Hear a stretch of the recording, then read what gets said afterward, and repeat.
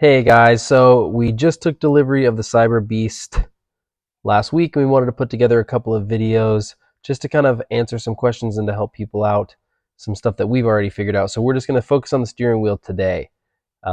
It's pretty self-explanatory for some buttons, but other parts are not. So we're going to walk you through. So starting on the left, the arrow buttons, there's a right and a left. That is your turn signals. So if you want to push it once, it lasts for 3 seconds and then it will turn off or after you move into the lane.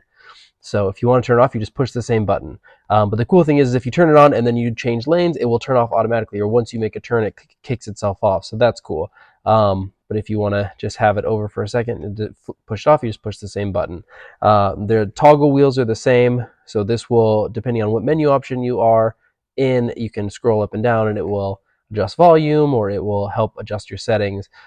This one is for your headlights. This one's pretty cool. So if you want to flash your high beams, you just push it and it will show on the screen that it's up, and then also they'll come on out front. If you double push it, then you can adjust on the screen if you want your parking lights are on or if you want them in auto. If you leave them on, it gives you a warning sign and it says headlights manually set to on. Idle battery power consumption may be increased. So it gives you a little warning. It's going to drain your battery if you're always on, but that gives you an option to turn it off. There's another button over here that we were looking at and we pushed it, nothing happened. We asked the delivery guy about what was going on. He didn't know. So we'll get into that one in just a minute. So moving over to the right, this top left button, it looks like a little octagon. So if you push that, that's for your front camera. And it brings up all cameras as well. So you can see the front, you can see both sides, and then if you want, you can switch to the rear. When you're in this mode, if you want to adjust your front camera because it's dirty, or if you want to spray it off, there's a little button here. You push this and it cleans the lens of your camera off. So that's pretty cool.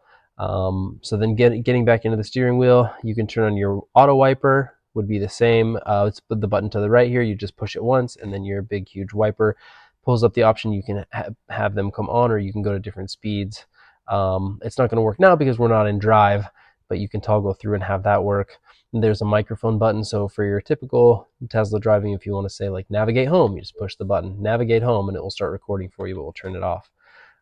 There's also another button over here that we pressed and nothing happened. And so again, there's two buttons on the steering wheel that we were confused about. So we pulled up the service manual. So if you push the Cybertruck on the screen, it brings up your service manual here, or it gives you the options. You go into service, then you go to owner's manual, and then we pulled up under driving, it shows steering wheel.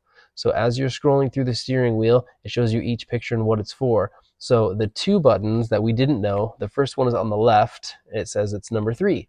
So number 3 is multifunctional button, non-functional. So we weren't sure what that means, but we think it has something to do with FSD, or possibly you might be able to turn on the light bar when that comes, but we didn't take delivery with the light bar.